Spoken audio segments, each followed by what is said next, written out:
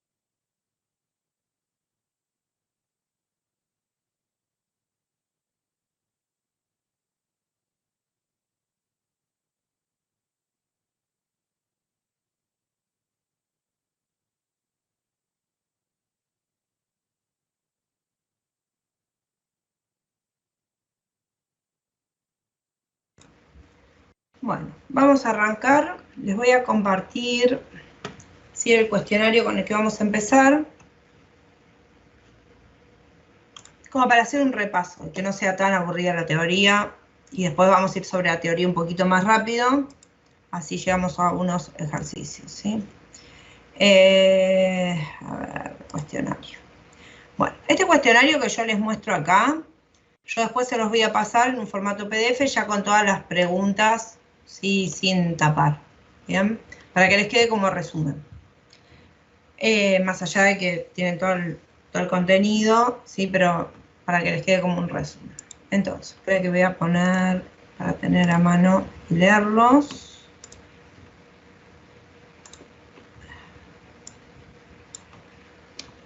Sí, voy leyendo. Ahí estamos. Ven la pantalla, ¿no? Buenísimo. Bueno, entonces, preguntas surtiditas de programación orientada a objetos. Bien, entonces, vamos a empezar. Primera pregunta, ¿qué es la programación orientada a objetos? Algo genérico, ¿sí? Algo que se acuerden o qué es lo que entienden por programación orientada a objetos. ¿Qué me dirían? ¿Qué piensan que es la programación orientada? No importa que sean las definiciones específicas, esto es para que charlemos y pensemos un poco, ¿sí? Los que leyeron, los que no leyeron, a ver qué es lo que entienden. ¿Qué me dicen? ¿Qué será la programación orientada a objetos?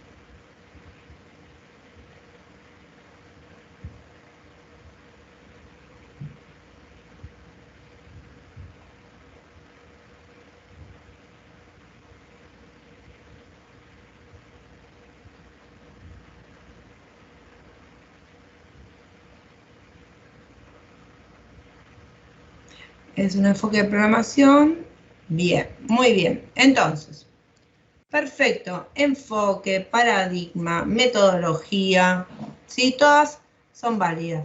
¿Qué es una forma de programar? ¿Sí? Una de las tantas que hay.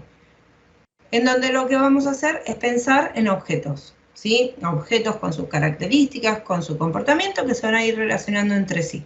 ¿Bien? Muy bien. ¿Cuáles son los conceptos básicos o los 4 pilares? Les digo 4 así, ¿sí? Los tenemos presentes, en los que nos basamos en la programación orientada a objetos. O sea, son 4, hay una ayudita. Y les digo el primero, ¿sí? El primero, por ejemplo, herencia, ¿sí? Uno de los 4 conceptos, ¿sí? O pilares de la programación orientada a objetos. ¿Qué me dicen? ¿Cuáles son los otros 3?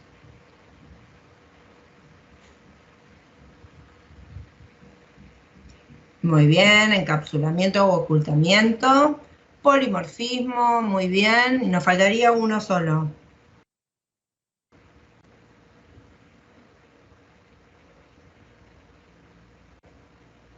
Ya dijimos herencia, polimorfismo, encapsulamiento y...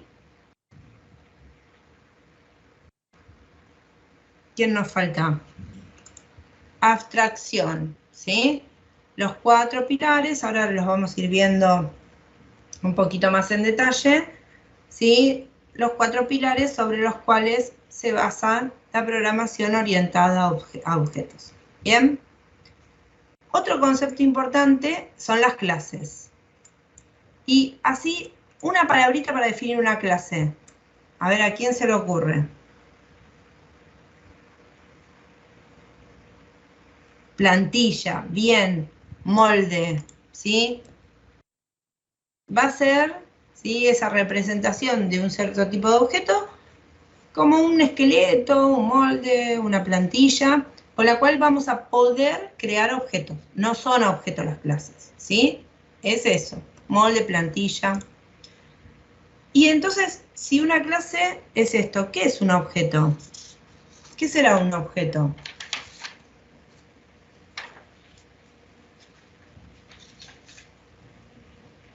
Hay una definición que la van a leer 20 veces ahí dentro del material, ¿sí? ¿Qué es un objeto? Algo relacionado con la clase.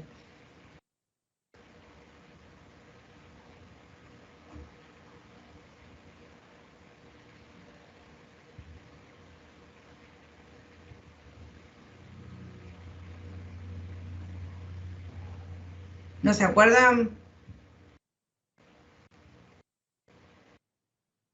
Instancia de una... Perfecto.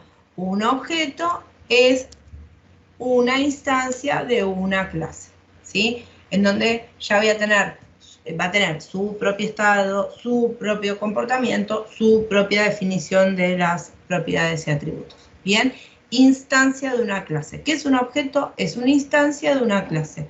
Bien, recuerden que la clase no es un objeto, la clase es esto, es un molde, es la especificación. Ahora, el objeto es el objeto en sí, el objeto ya concreto. Bien. Ahora, vamos con alguno de los pilares, que los vamos a ir viendo así, mezcladitos. ¿Qué entendemos por encapsulación, ocultamiento? ¿Sí? ¿Qué será? Uno de los pilares. ¿Qué nos permite? ¿Sí? ¿Cuál es la idea de poder esto encapsular?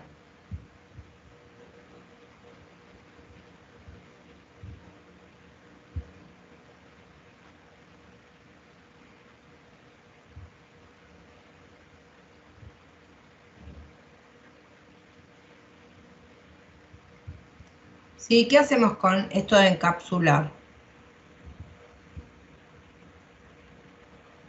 Ocultar, perfecto. Encapsulación, ocultamiento.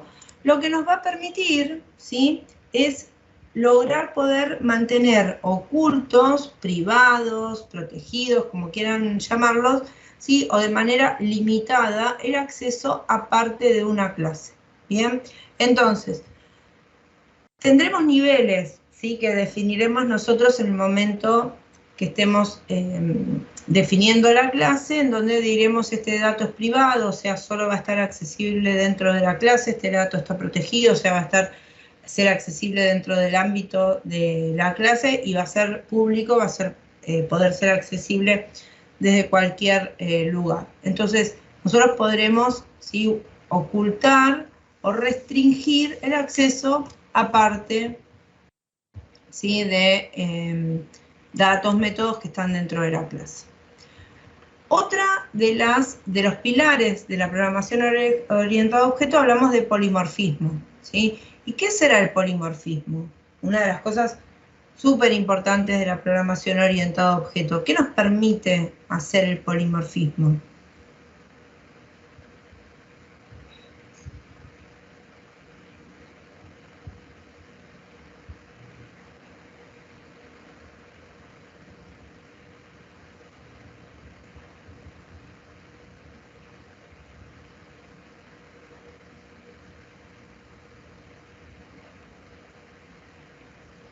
¿Alguno se acuerda qué hace el polimorfismo? ¿Qué nos permite?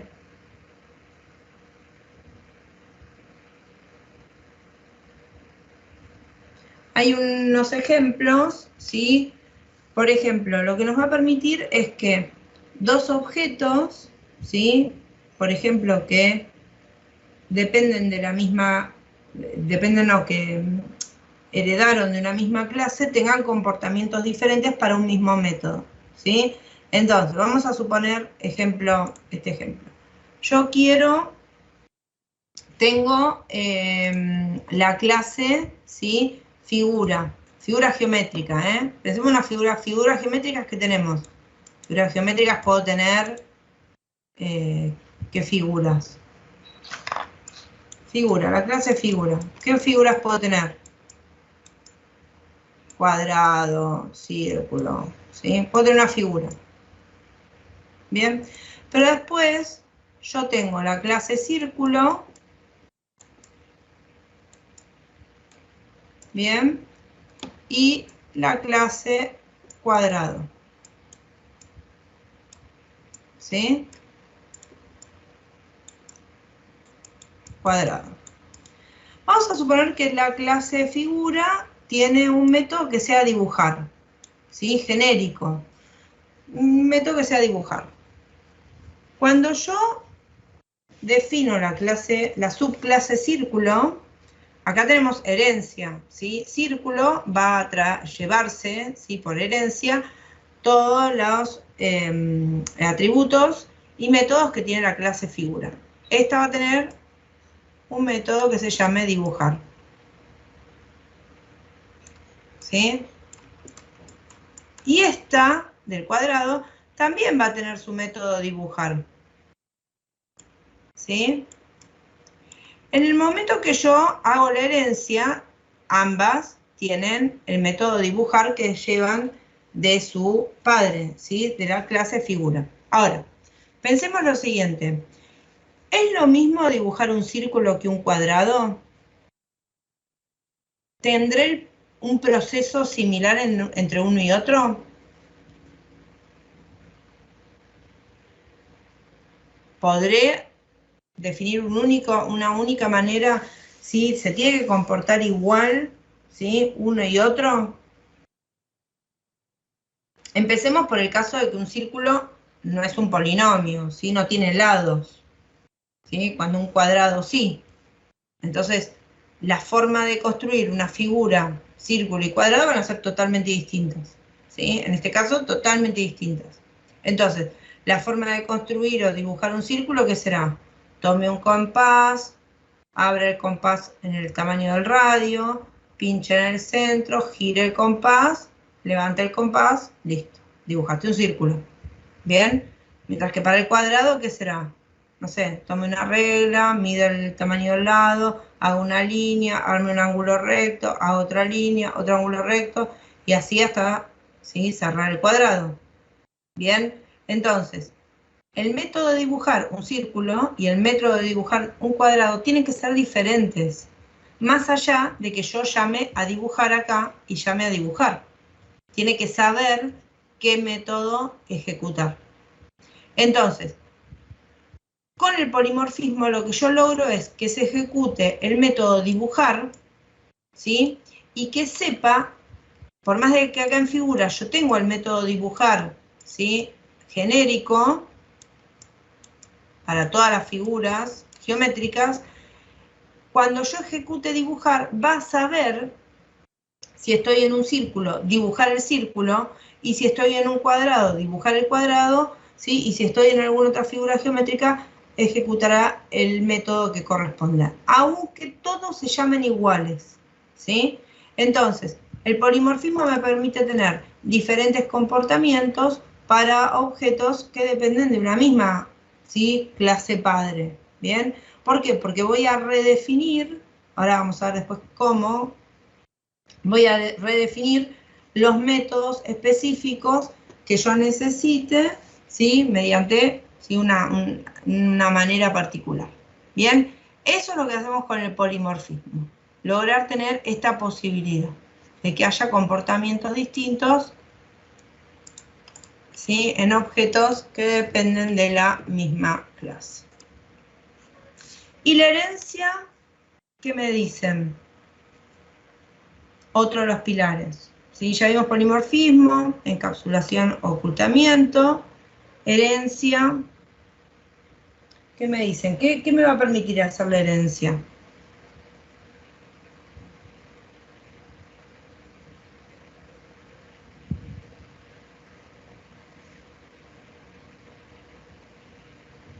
¿Se puede heredar de una sola clase o de varias?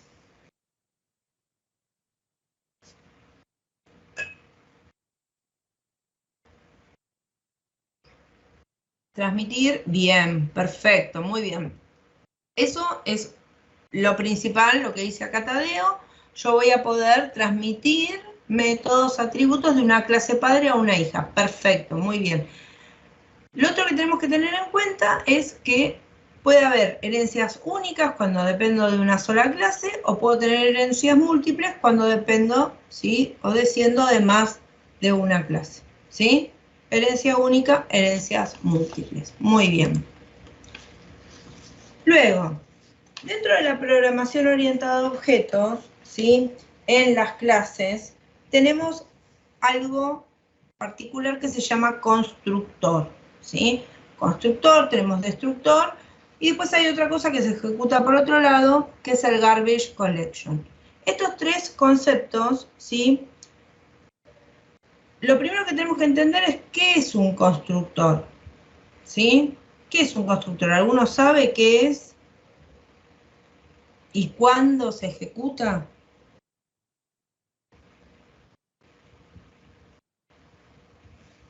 ¿Qué será un constructor?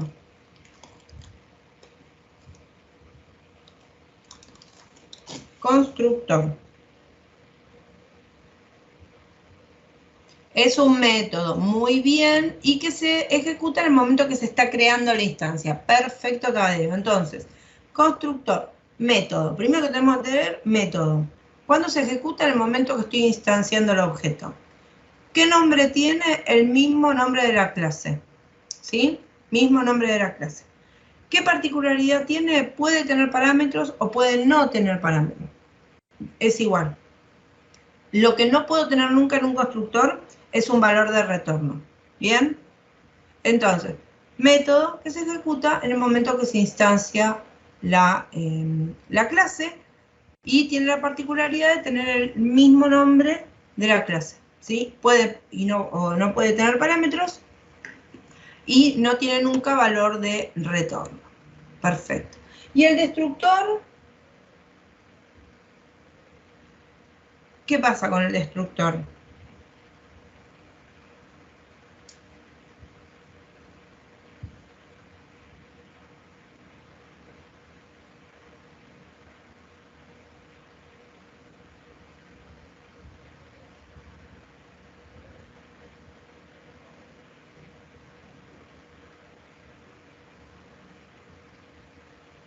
El destructor, nuevamente es un método, perfecto, que se invoca cuando se elimina esa instancia. Bien, cuando el objeto va a ser destruido. Tiene el mismo nombre de la clase, ¿sí? Pero se antecede al nombre el simbolito que no sé cómo se llama, el que es como que va arriba de la ñ, ¿vieron? Bueno, va ese simbolito delante del nombre del destructor con el nombre que coincide con el nombre de la clase. Y ese método se va a ejecutar de manera automática cuando el objeto sí ya no se utiliza. Bien, por el otro lado está el concepto ese de Garbage Collection, que es algo que hace automáticamente la aplicación, que en el momento que está necesitando liberar espacio de memoria va a ir a chequear todos los objetos que están definidos y mirar quiénes están huérfanos, quiénes no están respetando, ¿sí? Porque perdieron la relación con sus padres, entonces esos objetos van a ser eliminados de la memoria, ¿sí? Para liberar espacio.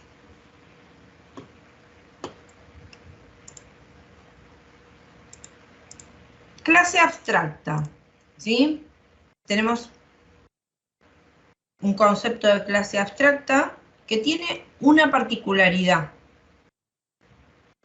¿sí? ¿Algunos se acuerdan qué particularidad tiene una clase abstracta?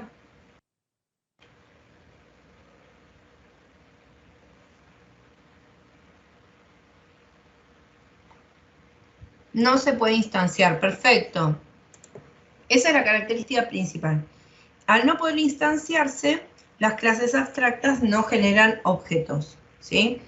Importantísimo. Ahora sí, la clase abstracta puede ser heredada, ¿bien? Entonces, y tiene que contener método abstracto. Importante eso. ¿Qué es una clase abstracta? Cuando, por ejemplo, hablamos de persona, ¿sí? Pero persona así como general, y después sí tenemos, no sé, el estudiante, no sé, depende si hablamos de animal, la clase animal. Bueno, esas clases, ¿sí? Que no van a implementar, o sea, no generan instancia, no van a generar un objeto animal, ¿sí? Lo que va a hacer es poder dar herencia a otras clases, por ejemplo, si estamos hablando de animal, tendremos el animal, no sé, o mamíferos, ¿sí? Después iremos clasificando el resto de los animales hasta que llegamos a algo más específico. Clases abstractas, otro concepto que vamos a tener, sí, que utilizar. Después, esto relacionado con el concepto de polimorfismo, hay un método, ¿sí? Que genera anulación, que se llama overriding, ¿sí? ¿Cuándo es que vamos a utilizar ese overriding? Le estoy dando una ayudita porque lo estoy relacionando con polimorfismo.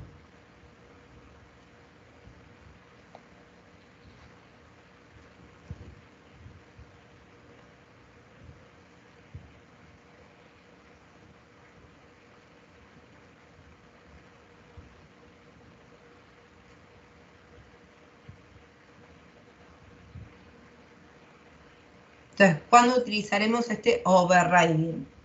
Esto lo vamos a utilizar en el código, ¿sí? Muy bien, ahí estamos. Entonces, ¿cuándo lo vamos a utilizar? Cuando queremos hacer la modificación o anulación, le llama, del método heredado de la clase padre. ¿Cuándo lo vamos a usar? Cuando necesitamos hacer polimorfismo. Porque vamos a redefinir de alguna manera el método heredado por el método específico. Hace un ratito cuando yo les decía, tenemos el método de dibujar, que lo tenemos que redefinir para la figura círculo. Bueno, ese método, dibujar, tenemos que hacer un overriding del método dibujar heredado de la clase figura. Bien, entonces, en el momento que nosotros lo tenemos que redefinir, tenemos que hacer este overriding. Bien, va a estar relacionado a esa situación. Esto, sin volverse locos, tenemos otro concepto que se llama interfaz, ¿sí? Que lo vamos a trabajar bastante a partir de la semana que viene, cuando empecemos a hacer pequeñas, ¿sí?, soluciones a algunos problemas. Entonces, la interfaz, bien, es colección del método abstracto, va a estar relacionada con el concepto de clase abstracta, bien, y lo vamos a utilizar cuando hacemos implementación. Entonces, necesitamos el concepto de interfaz cuando tenemos que manejar clases abstractas, ¿sí? Y las vamos a implementar a través de las interfaces, ¿sí? Otro concepto que hoy no lo vamos a tener que utilizar en lo que veamos, pero sí a partir de la clase que viene. ¿Cuál es la diferencia entre overloading y overriding? Overriding es el que vimos recién, ¿sí? Es esto de la anulación o redefinición de un método que viene de la clase padre. El overloading, ¿alguien sabe qué es?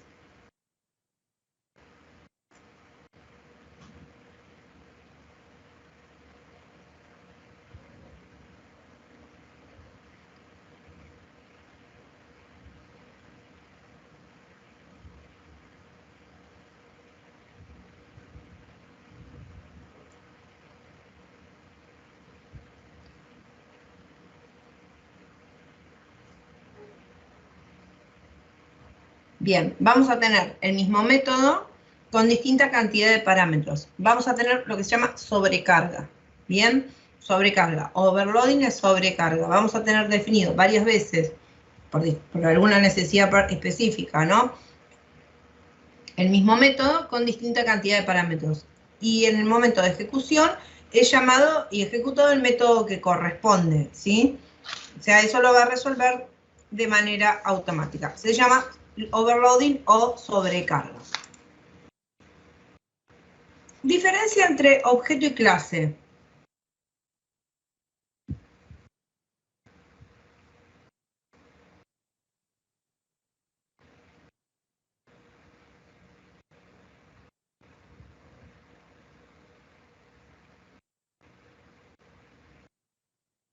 Que lo dijimos ya esto. La clase va a ser el molde, ¿sí? Y el objeto va a ser una instancia de la clase. Bien, los objetos que tienen información múltiple, o sea, guardan información, mientras que la clase no tiene ningún tipo de información, no guarda nada, tiene solo el esqueleto. Bien. ¿Está bien eso? Y después, las clases pueden tener subclases, mientras que los objetos no pueden tener subobjetos, ¿sí? Bien. Diferencia entre clase y objeto.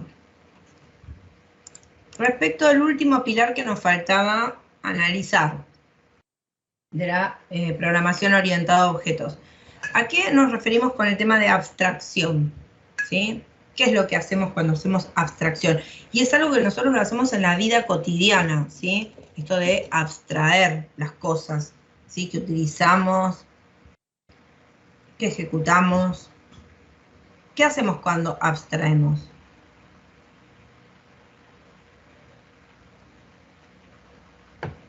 Ustedes cuando van a prender la tele, o utilizan la compu, o atienden una llamada por el celular, ¿se preocupan por todo lo que pasa en la electrónica de cada uno de los dispositivos cada vez que vos tocas el botón, o tocas la pantalla, o prendés la compu, o prendés la tele?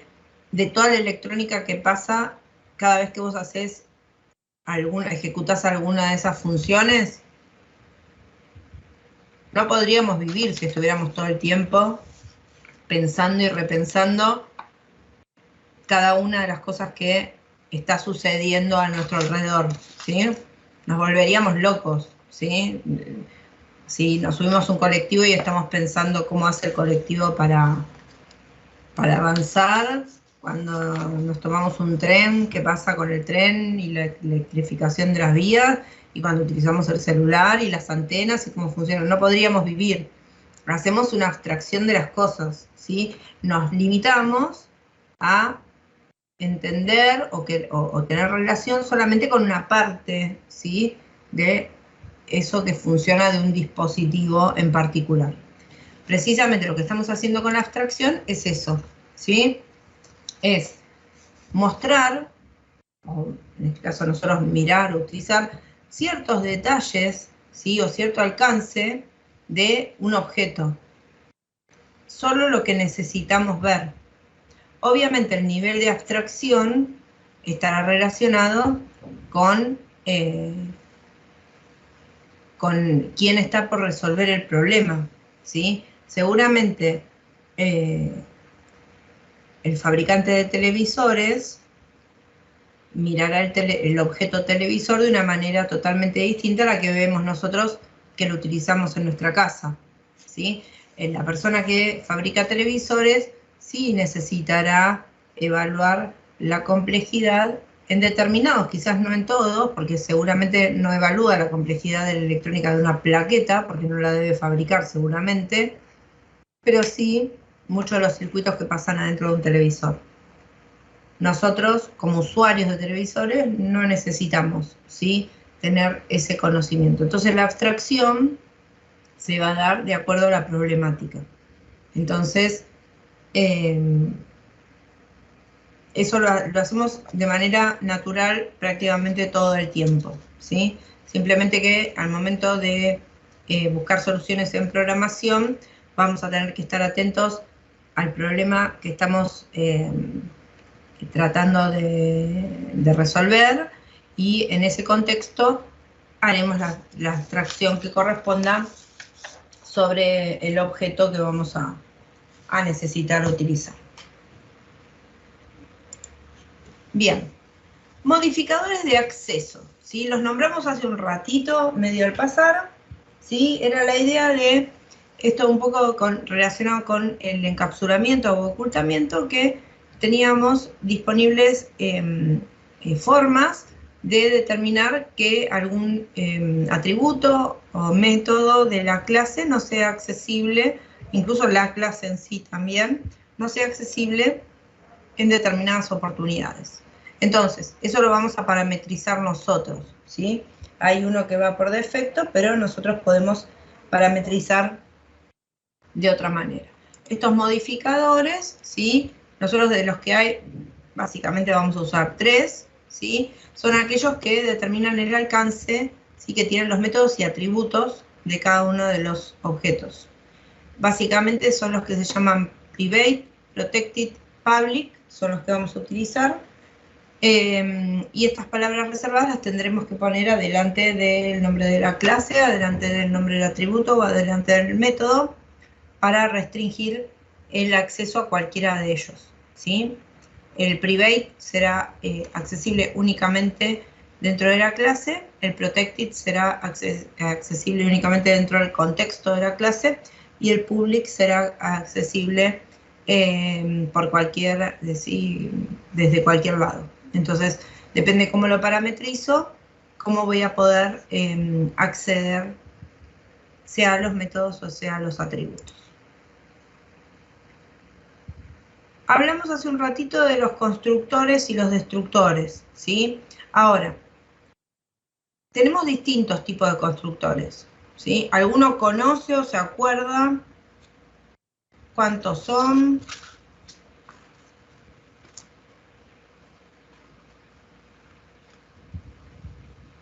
Algo dijimos al pasar, ¿sí? Podía tener parámetros, no podía tener parámetros. Algo está relacionado con eso.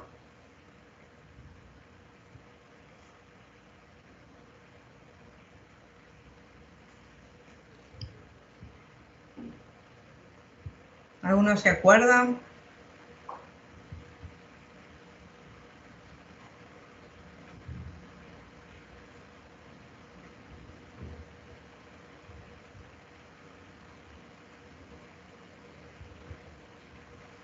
La idea es que los constructores tenemos básicamente de 3 tipos, ¿sí? Los constructores por defectos, los que no tienen parámetros, que recuerden que el constructor siempre tiene el mismo nombre de la clase y se ejecuta al momento de estar instanciándola. Entonces, puedo tener los que no tienen parámetros, ¿sí?, el que es el por defecto, el paramétrico, que es el que lleva parámetros, o sea, de manera simultánea, mientras que yo creo esa nueva instancia, estoy asignando valor a los atributos, ¿sí?, que recibo por argumento, y el constructor de copy, que es aquel que vamos a ejecutar para crear nuevos objetos, pero haciendo una copia de un objeto que ya existe, ¿sí? No es uno nuevo con el que vamos a trabajar, sino que estamos copiando algo que ya existe previamente. Tipos de constructores, ¿sí? Después, ¿a qué nos referimos cuando utilizamos el puntero this dentro de una clase? ¿Qué hacemos cuando ponemos this?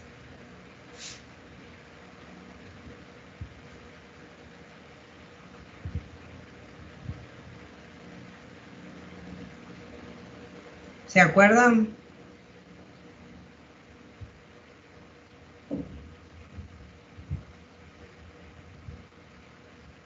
Referís al propio objeto en realidad, ¿sí? Al propio objeto, al objeto que estamos trabajando en ese momento, ¿sí? A eso nos referimos con this.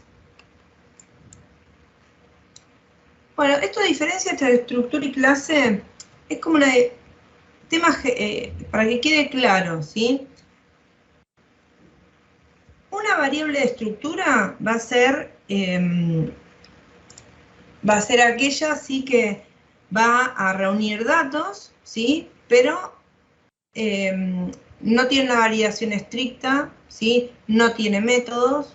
¿Por qué? Porque yo les digo, hay algunos que dicen, bueno, pero lo puedo manejar con una variable de estructura y funciones, ¿sí? Pero la clase es más que eso, es más que un compilado de variables que pueden ser los atributos y funciones asociadas. ¿Por qué? Porque estoy manejando el tema de la herencia de los datos y la encapsulación, por ejemplo, de determinadas cosas. Entonces, la clase va a ser mucho más, ¿sí?, que manejar solamente datos y funciones, ¿sí? Excede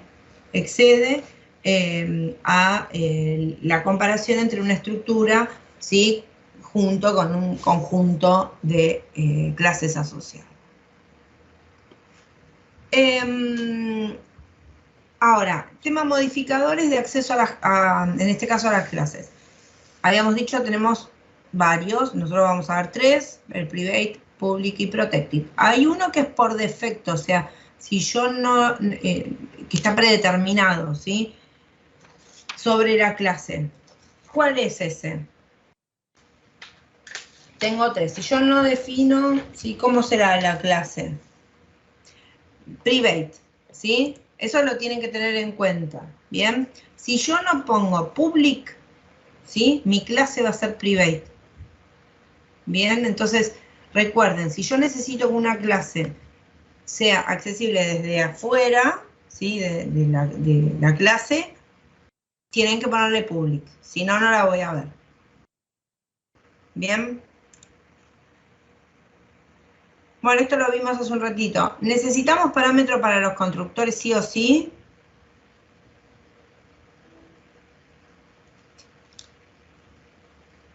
Los métodos. La clase, o sea, el modificador de acceso privado para toda la clase es private. Y si yo quiero que sea pública, tengo que ponerle public, nombre de class, nombre de la clase.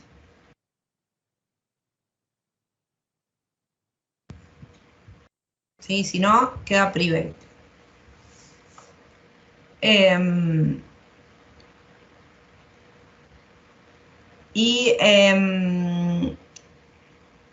Bien, después, constructores, ¿sí? Los constructores no necesitan parámetros sí o sí. Recuerden que podemos no ponerle parámetros o podemos parametrizarlos. Sí, los paramétricos pueden llevar parámetros, pero no es obligatorio que tengan.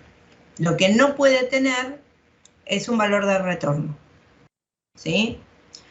Luego, diferencia entre clase base, subclase y superclase, ¿sí?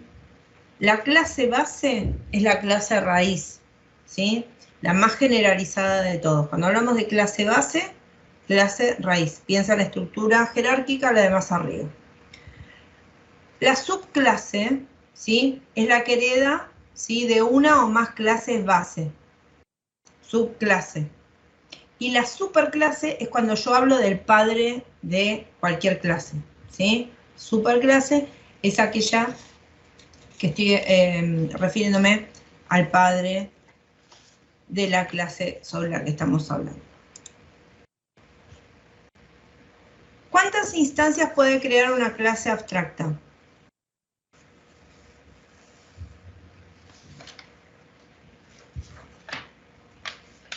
Ninguna, muy bien, ¿sí? Ya lo habíamos visto. Bien, ninguna, no podemos instanciar clases abstractas. Palabra que utilizamos para hacer sobrecarga, ¿sí? Lo vimos hace un ratito. Sobrecargar métodos, sobrecargar funciones.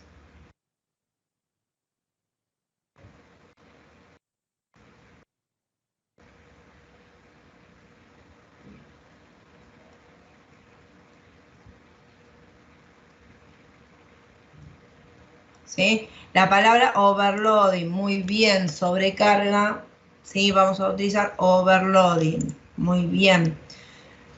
Concepto de programación orientado a objetos que va a estar relacionado con el mecanismo de reutilización. O sea, si yo pienso en reutilización, ¿cuál de los pilares de la programación orientada a objetos está relacionado con este mecanismo? Teníamos 4, ¿sí? Abstracción, herencia, ¿sí? Polimorfismo, ocultamiento, encapsulamiento. ¿Cuál de estos 4, ¿sí? Perfecto, la herencia, ¿sí? Es la que me permite hacer el mecanismo de reutilización. Muy bien. Y la última de las que tenemos acá, ¿sí? ¿Qué concepto de la programación orientada a objetos expone solo la información necesaria a las funciones de llamada, ¿sí? O que sí que me expone sí, ciertas, que me deja así que yo exponga o no determinados atributos. De los 4 pilares, ¿cuál será?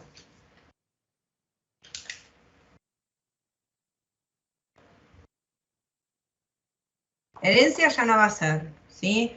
Abstracción, encapsulamiento, polimorfismo. Encapsulamiento o ocultamiento, perfecto, ¿sí? La posibilidad que tenemos de poder ocultar ciertos contenidos, ¿sí? Del objeto de acuerdo a los requerimientos, ¿sí? Bien, entonces, cuestionario mezcladito como para tener una idea de conceptos generales. Esto se los voy a pasar ya, obviamente sin las respuestas tapadas, para que le quede como de resumen. Entonces, vamos a pasar haciendo un resumen más ordenado y vamos a ejercicios de la primera parte. Entonces, ¿qué es la programación orientada a objetos? Yo los leo si hay algo, perdón, si los leo, pues, si no, no veo si alguno está escribiendo. Bien, ¿qué es la programación orientada a objetos? Paradigma, forma, método de programación, ¿sí? Donde lo que vamos a hacer es identificar objetos, ¿sí? Entidades, actores, como ustedes lo quieran llamar, dentro, ¿sí? Del ámbito que estamos nosotros trabajando, o lo que se llama dominio del problema. Bien, vamos a identificar ahí objetos. Esos objetos siempre van a tener propiedades y comportamiento, ¿sí? Siempre vamos a tener que identificar qué cosas dentro del dominio nos interesa, ¿sí? Como decíamos antes, un motor te puede interesar para una cosa en general o para otra cosa, si sos el fabricante, te interesará mucho más en detalle. Eso se llama el dominio del problema. Dentro de ese dominio tendremos, sí, todas las propiedades y comportamiento que nosotros queremos mirar de ese objeto. Entonces, esta forma de programar, ¿sí? En donde vamos a manejar objetos y las interacciones, ¿sí? Las relaciones entre ellos, va a ser una manera mucho más sencilla, más cercana a la vida real, o sea, la manera de pensar, ¿sí? Las relaciones, ya que la idea es que vamos a estar relacionando objetos, ¿sí? Que se van a comunicar mediante mensajes. Esta programación orientada a objetos nos va a permitir, ¿sí? Manejar mejor la complejidad, ya que obviamente vamos a ir manejando, ¿sí? Objetos que el objeto va a solucionar una cosa específica, tendrá distintos comportamientos, pero ¿sí? Cada objeto tendrá su función, con lo cual vamos también a facilitar el mantenimiento, ¿sí? La escalabilidad del sistema también se vuelve más sencilla. Esta manera de programar es más amigable con todos los entornos gráficos, ¿sí? La manera de organizar la solución es más amigable con ese tipo de soluciones, y fomentamos la reutilización. Ya lo vimos básicamente a través de uno de los conceptos de herencia, que es uno de los pilares fundamentales. Todo lo vamos a pensar en función de los objetos, ¿sí? O sea, el objeto puede estar construido de otros objetos, ¿sí? Puede tener otros objetos, ¿sí? No heredar, sino un objeto obviamente va a estar construido de otros objetos. Pero toda nuestra solución se va a basar en esto. Todo objeto va a ser instancia de una clase. O sea, cada uno de los tipos de objetos que nosotros manejemos dentro de nuestra solución tienen que tener una clase que sea quien los instancie, que va a tener todo el esquema, ¿sí? Definido para ese objeto. Los objetos de la misma clase pueden recibir los mismos mensajes, ¿sí?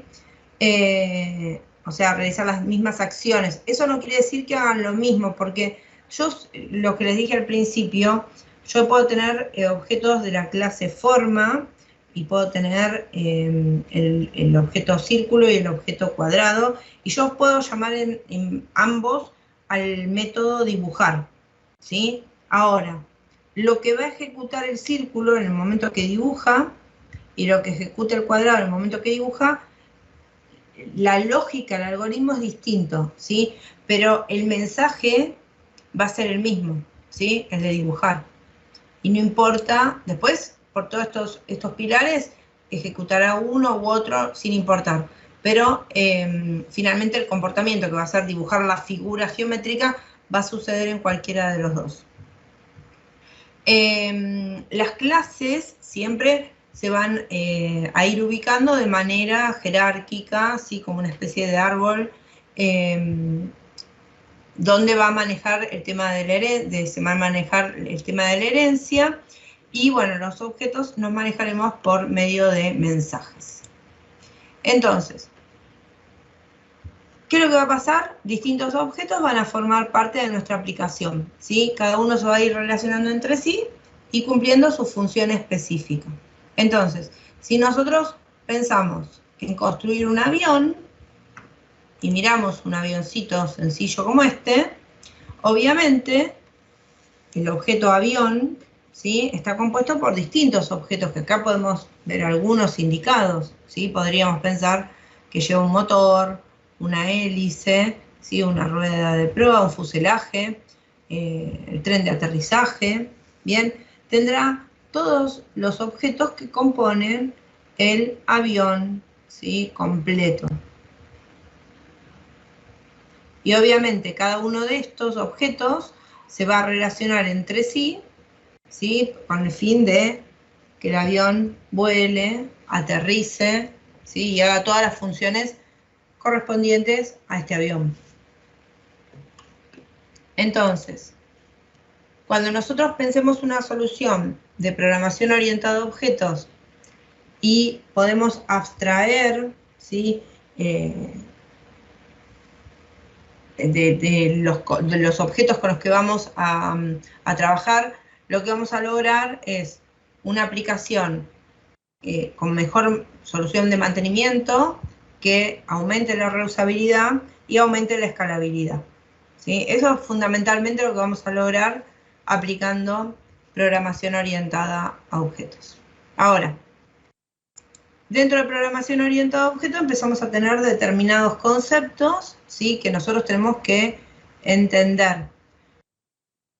Uno es el concepto de clase, el primero, ¿sí? O sea, entendiendo la idea general, lo primero que tenemos que empezar a bajar es entender qué es una clase. Y hace un ratito hablamos que la clase era un molde, una plantilla, ¿sí? Va a ser lo que nos permita crear los objetos, instanciarlos, ¿sí? Entonces, esas clases, moldes o plantillas van a tener una definición, ¿sí? No son objetos en concreto, sino que son definiciones de las propiedades y métodos que definan al objeto con el que queremos trabajar. ¿Bien? Entonces, vamos a pensar esto como un molde. Entonces, si nosotros pensamos en un automóvil, ¿sí? Podemos pensar una lista de atributos o características que pueden tener un auto. Por ejemplo, la marca, por ejemplo, el motor, por ejemplo, ¿qué otra cosa? El modelo, el año, el precio, ¿sí? La cantidad de puertas, ¿sí? Podemos tener un montón de características que nosotros necesitemos manejar dentro de, del problema a resolver, porque obviamente, imagínense, tenemos un montón de atributos. Quizás no, depende del problema lo que nosotros tenemos que manejar de cada uno, los datos que tenemos que manejar de cada uno de los automóviles. Entonces, pensamos en el automóvil y lo primero que hacemos es identificar cuáles son las características o atributos que que nos interesa en realidad recuperar de un automóvil. Bien, este automóvil no es una idea del automóvil, ¿sí? Es la manera en que nosotros vamos a modelar ese automóvil. Pero luego, ¿qué sucede? Nosotros, una vez definidos, ¿sí?, todos los requerimientos o los atributos que tiene el automóvil, lo que vamos a hacer es poder crear autos, distintos autos, ¿sí?, con atributos específicos. Entonces, yo con el molde voy a crear el auto 1, voy a crear el auto 2 y voy a crear el auto 3. Y en el momento que los creo, luego puedo modificar, ¿sí?, las características propias de cada uno. Entonces, este auto que yo creé con un moldecito, puedo decir que en realidad es un auto marca Renault, es color rojo y tiene 5 puertas. Mientras que el segundo autito que yo creé es marca Ford, es color amarillo y tiene 2 puertas. Y el auto 3 es un auto Volkswagen de color azul y que tiene 5 puertas. Entonces, en este momento, en donde yo tengo ahora visiblemente 3 autos, ¿sí?, cada uno con su color, con sus características, en este momento, si es que yo instancié a la clase automóvil 1, 2 y 3 veces para crear cada una de las instancias. Ahora, de la misma manera que yo puedo definir los atributos, puedo definir los métodos. Los métodos, recuerden, es el comportamiento. El comportamiento que yo quiero evaluar, ¿sí? En este caso vamos a suponer que queremos saber o queremos manejar el auto de acuerdo a si prende, si apaga, si prende la radio, ¿sí? Voy diciendo las cosas que quiero manejar para un automóvil, ¿sí? O el comportamiento que voy a querer evaluar de ese automóvil. Ahora, una cosa importante a tener en cuenta es que yo puedo manejar un montón de atributos, ¿sí? Si yo hubiese acá empezado a tirar, podríamos haber tirado un montón de atributos, ¿sí? Un montón, todos los que se nos ocurran. Ahora, un atributo que se nos hubiese podido ocurrir, por ejemplo, es si la tracción es 4x4 o el tipo de tracción que tiene, y resulta que podemos pensar en decir, bueno, quiero que tenga el método activar 4x4. Y puedo decir que quiero tener el método activar la velocidad de crucero.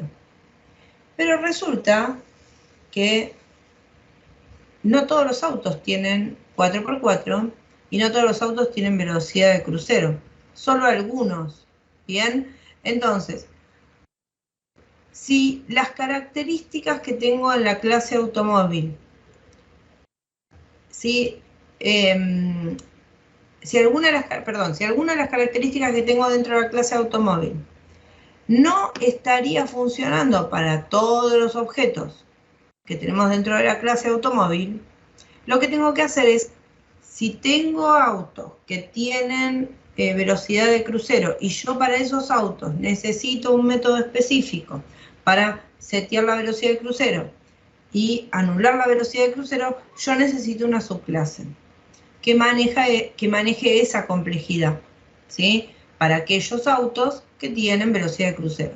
Si yo tengo autos que tienen 4x4 y eso va a implicar que el auto, la camioneta, necesita tener un método que sea poner el 4x4 no start o automático, bueno, tendré algunos vehículos, una subclase, que tengan esas características.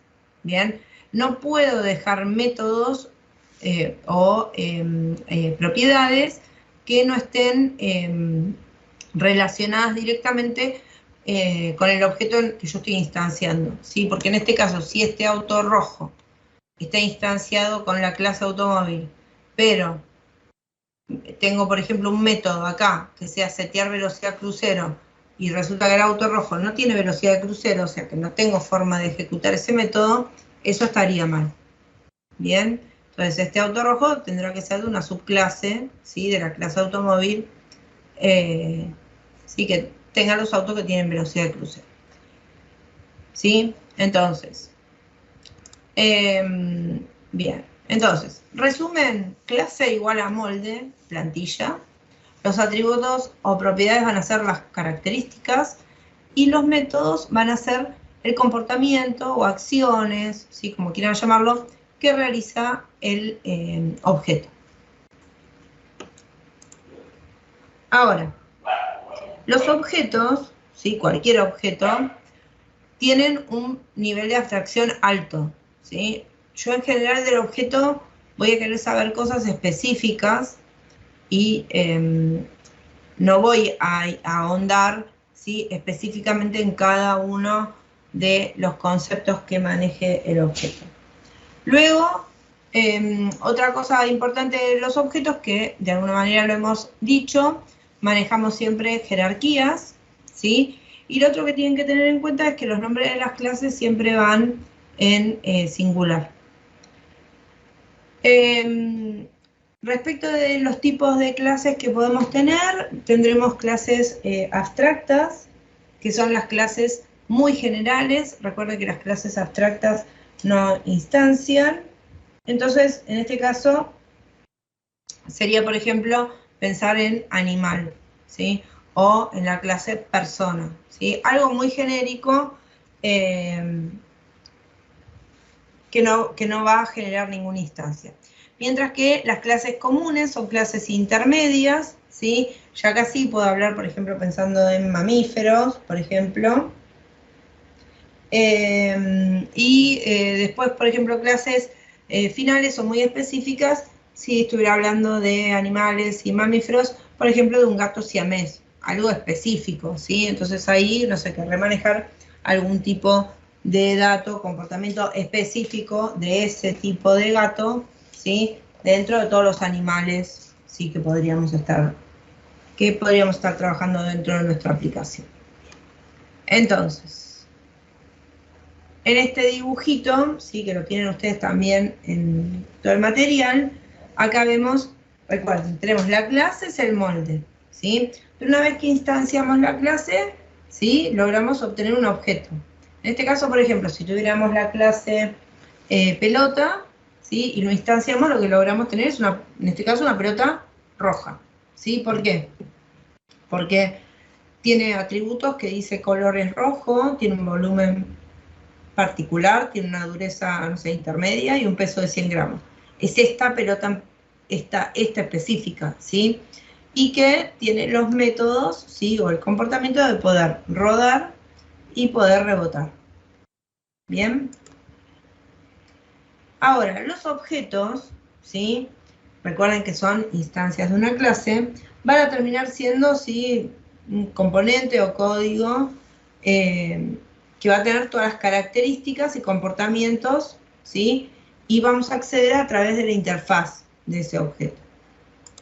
Entonces, siempre vamos a tener un nombre para el objeto, que lo va a diferenciar de otros objetos, va a tener estados, va a tener los métodos y los atributos, sí, obviamente, que vienen dados en el momento de la instanciación, van a soportar el encapsulamiento, van a tener un tiempo de vida y siempre son instancias de una clase.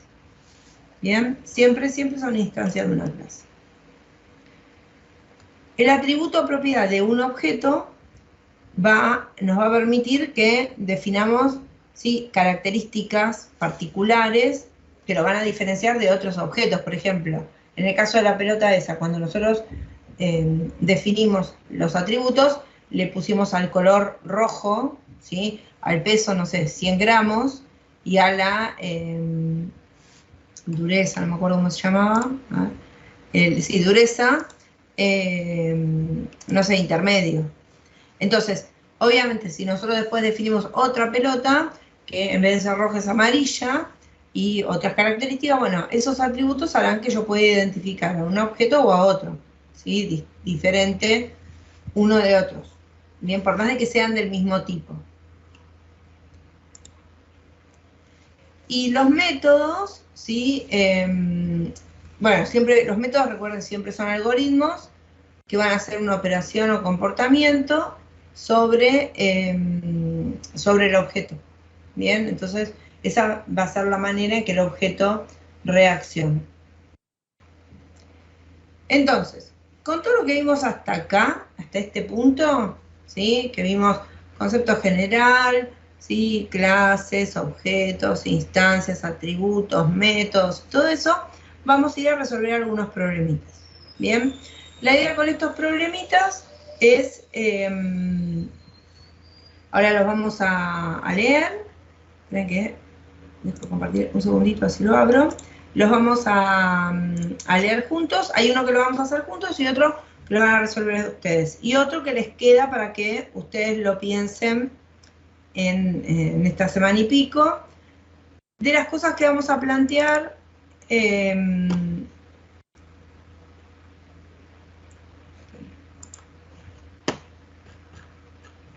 de los ejercicios que vamos a plantear, obviamente, como siempre, son posibles soluciones. Son siempre posibles soluciones que pueden ustedes tener otra, ¿sí?, otra forma de resolver, sí, que no sea la planteada. De hecho, en el curso anterior, un alumno planteó algo interesante, ahora se los comento sobre la solución. Entonces, la idea, este archivo también se los voy a enviar.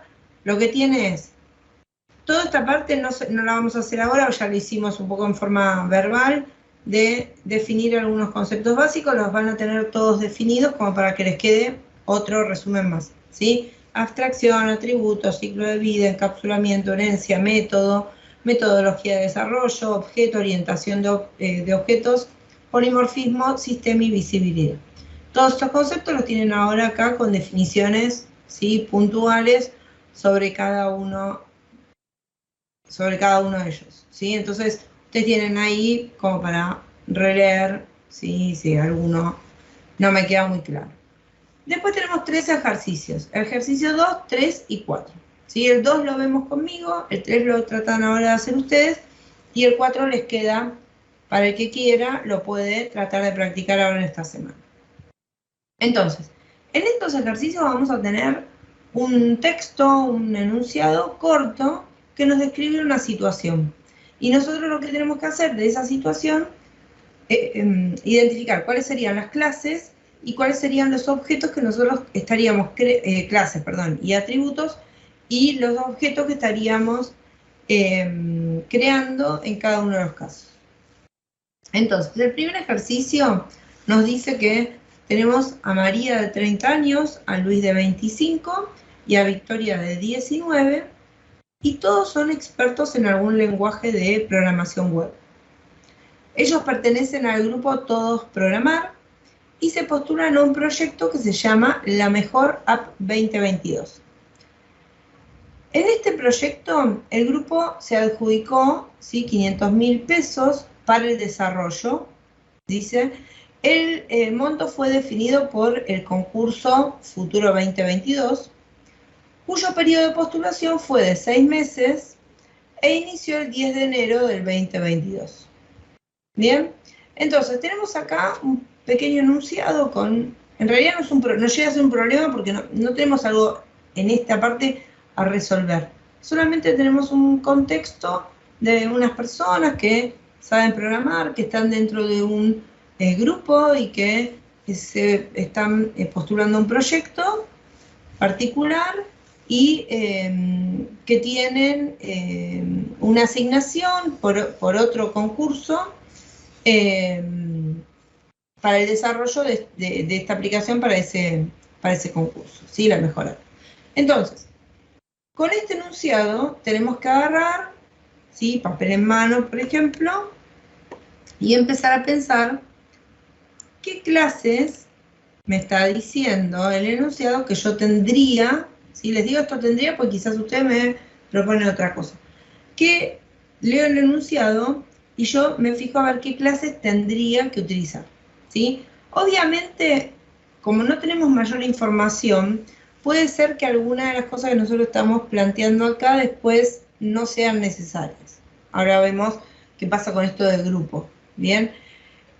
Pero bueno, en este primer momento yo puedo plantearlo de esa manera y después, al momento que empiece a depurar, ¿sí? Y a controlar el diseño, puede que eso lo vuelva para atrás.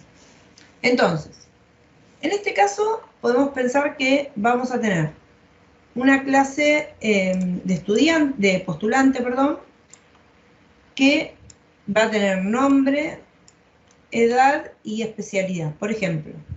Bien, esta clase postulante, al instanciarse, va a crear 3 objetos.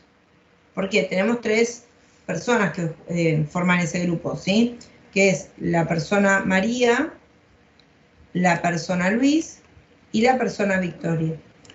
Obviamente, para ver instancias de estos 3, tenemos que estar seguros que estas 3 personas forman parte de los grupos, ¿sí? Del grupo este. Entonces, por eso es que tenemos estas 3 personas ahí instanciadas. Entonces, esta es la clase y esta es el objeto, los objetos. Por otro lado, acá se pensó como que tenemos un grupo, una clase grupo, que en este caso tiene un solo grupo posible que se llama todos a programar. Esto es lo que yo les digo que quizás en otra instancia uno puede decir, depende cómo siga el problema, puede ser que clase grupo o el nombre del grupo se pueda transformar en un atributo más de postulante. Pero hay que pensarlo, ¿sí? Si no es el caso, tendremos una clase grupo que generará, ¿sí? Por instancia, un solo objeto que se llama todos a programar. Por el otro lado tenemos la clase proyecto, que tiene un nombre, un año de presentación y un estado. Y para este caso, para este problema, vamos a tener una sola instancia que se llama la Mejor App 2022. Y por último, tenemos la clase concurso, que esta va a tener un nombre, un fondo, lo que se ganaron, ¿sí? Para poder participar en el desarrollo de esos 500.000 pesos que dice el enunciado, la duración de la postulación y la fecha de inicio. Entonces, tengo todas las clases y por cada una de las clases identifico los objetos, ¿sí? Que vamos a estar instanciando en cada una de ellas. Bien, entonces, ejercicio 2, ¿sí? Sería así. Vamos a leer el ejercicio 3 y ustedes tienen que pensarlo un poquito. A ver. ¿Está? Bien, entonces el ejercicio 3 nos está hablando de que hay que hacer lo mismo, definir, identificar las clases y las clases y los objetos. Entonces, la maratón de Nueva York, dice, es una de las maratones más famosas de la historia. Pertenece al selecto grupo de los World Marathon Majors, al cual pertenecen otras importantes maratones del mundo. Inició en 1970 y se ha corrido todos los años, excepto el 2012, cuando fue cancelada por el huracán Sandy. El año 2015 convocó a más de 50.000 atletas, cubre 42.195 kilómetros. La carrera inicia, ahora nos da todo el recorrido, ¿sí? Inicia en State Island, pasa por Brooklyn, Queens, Isla de Manhattan, ¿sí? Pasa por la Primera Avenida, el Bronx, Manhattan, la Quinta Avenida y finaliza en el Central Park. El campeón del año 2015 fue Stanley Biwott de Kenia, con un tiempo de 2 horas, 10 minutos, y la campeona fue Mary Keitany, también de Kenia, con un tiempo de 2 horas 24 minutos. Entonces, con este enunciado, ¿sí?, les propongo a ustedes que traten, así en papel, pensar cuáles serían las clases, ¿sí?, que ustedes generarían a partir de este enunciado y cuáles serían los objetos que ustedes crearían. Les doy unos minutitos y ahora lo compartimos. Esperen que lo copio por las dudas en el chat de...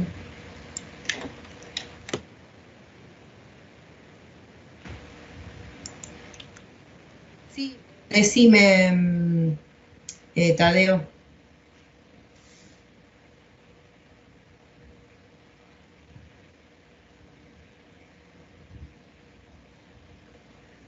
Consúltame, volvemos al ejercicio anterior.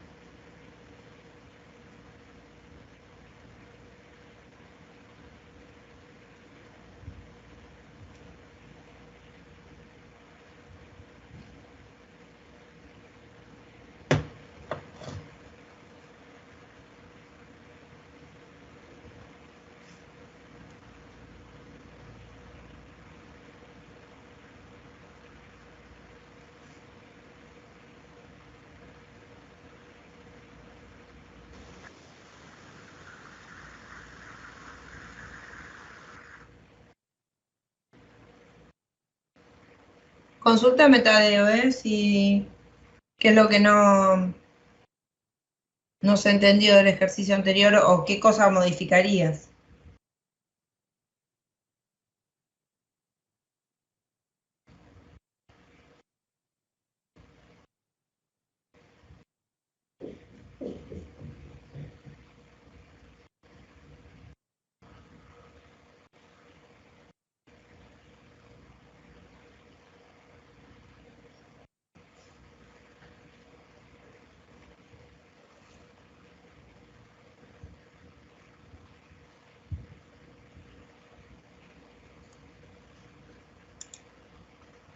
La clase de grupo es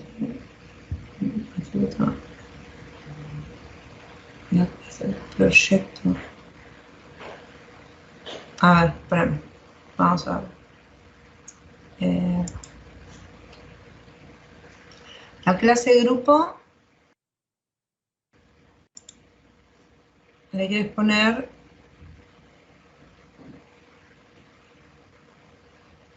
integrantes. El atributo integrantes, ¿qué sería? Cantidad de integrantes. Nombre del grupo.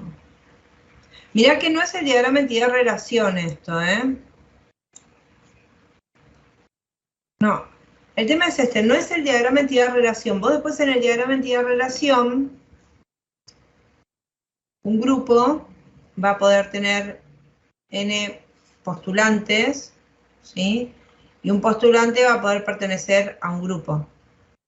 Entonces, al ser una relación 1 a n, acordate que íbamos a heredar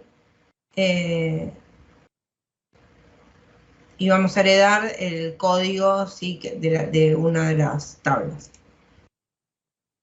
¿Sí? Pero en este caso son las clases con las que vamos a manejar los datos, ¿sí?, los objetos. Después estará el modelo de datos. Acá solo es cómo vamos a manejar, pensá que es como si vos definieras los tipos de datos con los que vas a trabajar, ¿sí?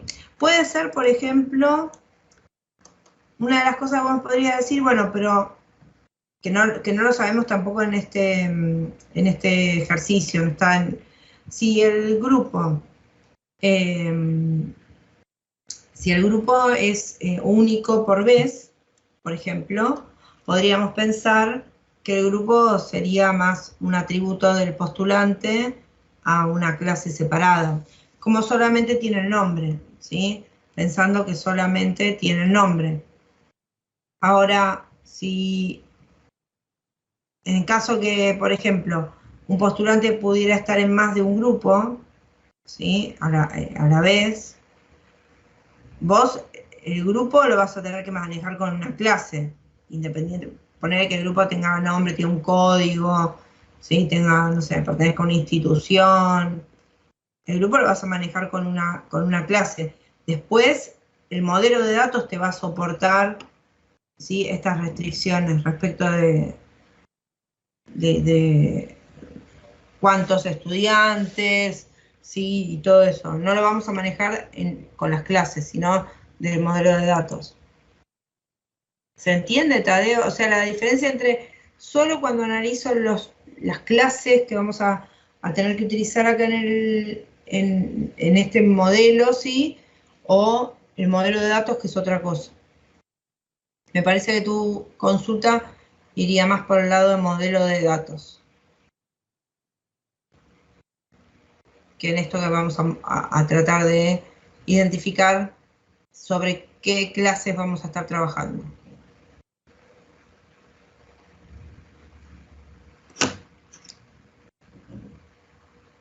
Bien. Bueno, a ver, piensen el que les pasé y lo ponemos en común. Unos minutitos.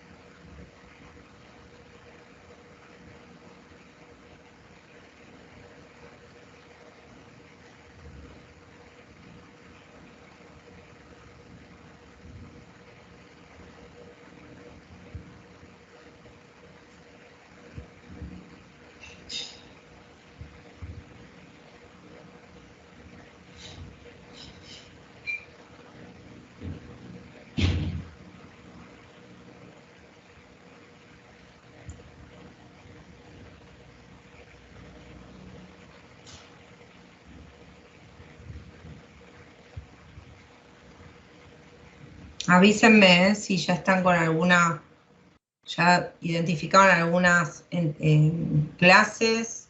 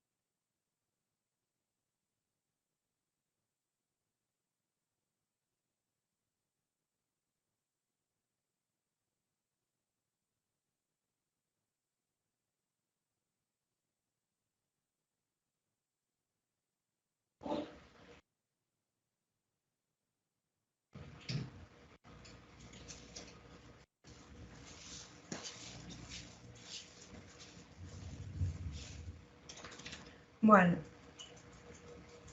¿llegaron a identificar alguna clase?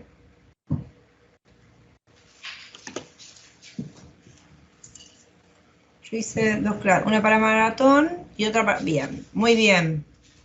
Esas dos están perfectas, ¿sí? El ganador y para el maratón. Entonces, miren, vamos a y ahora les cuento una de las modificaciones que podrían ser tranquilamente que me propuso una de las alumnas o alumnos, no me acuerdo, del curso anterior. Entonces, fíjense, perfecto. Esperen que pongo acá para leerlos. Perdón, que esto es complicado.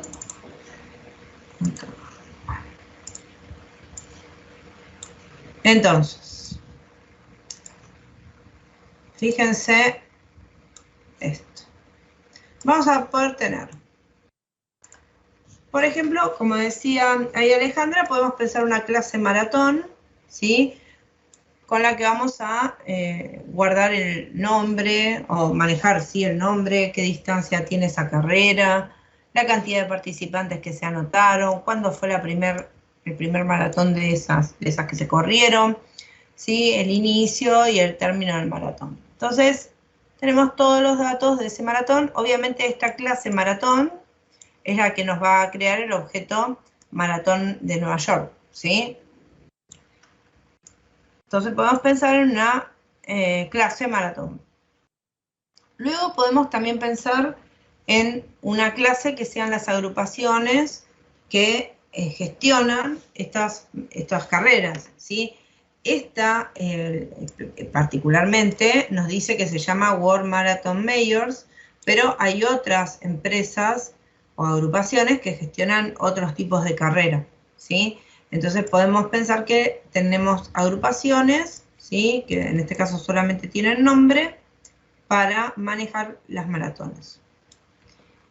Luego podemos tener, acá nos está hablando de que hubo un evento que hizo, por ejemplo, que un año se suspenda el maratón, pero puede ser eventos que generen otras cosas, por ejemplo, no sé, una promoción que vayan el doble de los participantes, o algo que haga que se postergue la fecha prevista a otra fecha, ¿sí?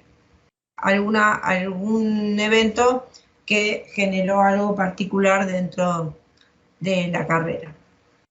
La pandemia, por ejemplo, que suspendió un montón de eventos que se pospusieron también, perfecto. Entonces, ese evento también lo podemos pensar como una clase. En este caso, nos habla de un evento que pasó en 2012, que fue un huracán. ¿Bien? Luego, acá dice localidades, podemos pensar como barrios, como recorrido, que son todos los lugares por los que pasa la carrera, ¿sí? En este caso tienen nombre, sí, y tipo, pero pueden ser cualquier el recorrido, ¿sí? Acá podrían ponerle el nombre y el número de kilómetro en el que empieza esa etapa del recorrido, ¿bien? Luego tenemos la clase ganador, ¿sí? Los que salieron primeros, ¿sí? Y acá una clase edición.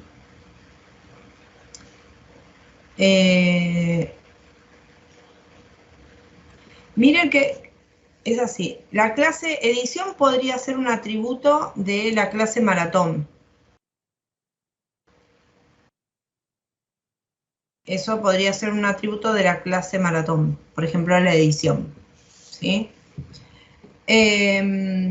Ganador, acá en ganador, por ejemplo, podríamos pensar, acá tenemos uno para el masculino, uno para el femenino.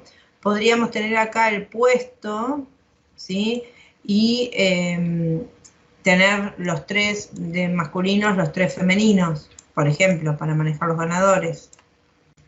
Y después acá el país al que pertenecen los ganadores, que lo vamos a relacionar con la nacionalidad.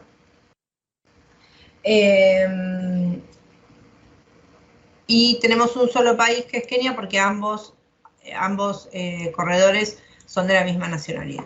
¿Qué cosa me dijo una alumna que podría tranquilamente salir del enunciado?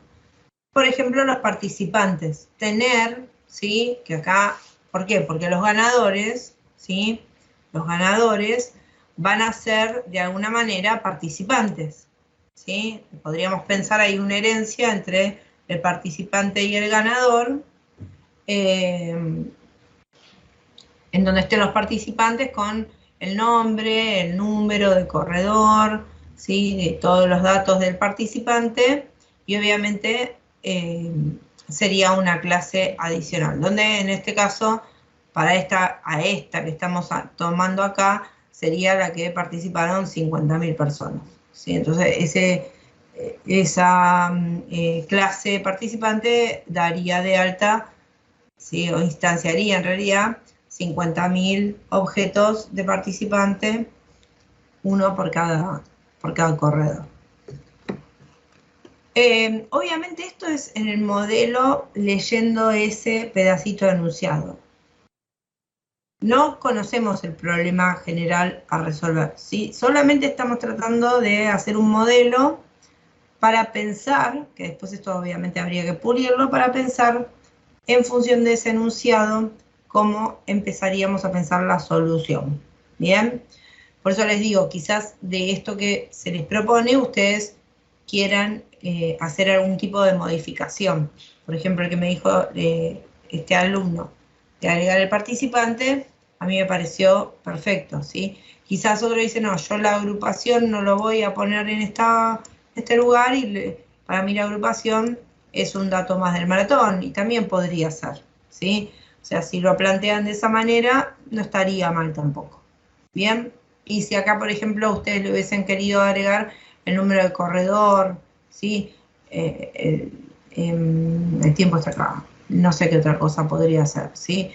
Acá, con lo que le digo, en el recorrido pueden poner barrio y kilómetro, ¿sí? Podríamos poner un montón de otras cosas a tomar en cuenta. Bien, de esta guía les va a quedar un ejercicio más, ¿sí? El ejercicio número 4, que tiene igual su posible solución, para que ustedes traten de leer. Es un ejercicio que habla de las películas de Marvel,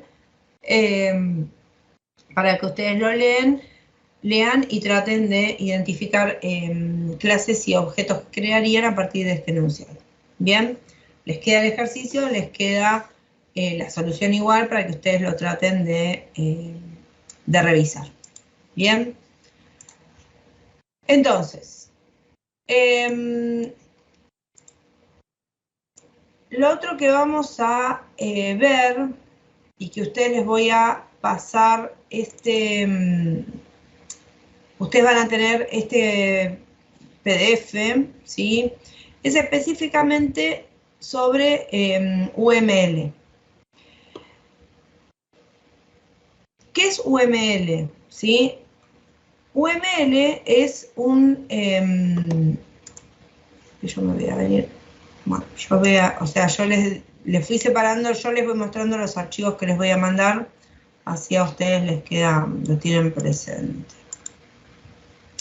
Entonces, UML es un... Lo dejo ahí para que los pueda leer. UML es un lenguaje, ¿sí? No es un lenguaje de programación, bien, es un lenguaje que se llama lenguaje unificado de modelado, que les va a permitir hacer distintos tipos de diagramas. Nosotros vamos a ver ahora unos que se llaman diagramas de clases, que es una herramienta más para el modelado, ¿sí? En el momento que ustedes están haciendo el diseño de su aplicación, identificaron las clases y todos sus atributos, sus métodos, y van a ver cómo se relacionan entre ellas. Entonces, lo que vamos a hacer es generar un mapa, un diagrama, que nos muestre la relación entre las distintas clases. Y vamos a, de alguna manera, con la herramienta, vamos a dejar identificado cómo son las relaciones, si hay herencia, si hay alguna relación, ¿sí?, de composición, ahora vamos a ver, de agregación, entre cada una de las clases, y cómo son las dependencias. Entonces, es importante esto de entender que no es un lenguaje de programación. ¿Por qué? Porque algunas herramientas de diseño de estos diagramas les permiten una vez que ustedes hacen todo el diagrama, exportarlo a algún código, ¿sí? Les va a generar un código con las clases, ¿sí? Ya codificadas de las clases que ustedes están dibujando. Ahora, es una herramienta que tiene, ¿sí? Les facilita, pero no es un código de programación, ¿sí? Les tiene que quedar claro esto. Entonces, específicamente, el diagrama de clases va a ser un diagrama aplicando UML. Vamos a tener representadas las clases dentro de nuestra aplicación con todos sus atributos o propiedades y los métodos o comportamiento de cada una. Bien, y las clases se van a ir relacionando y agrupando según corresponde.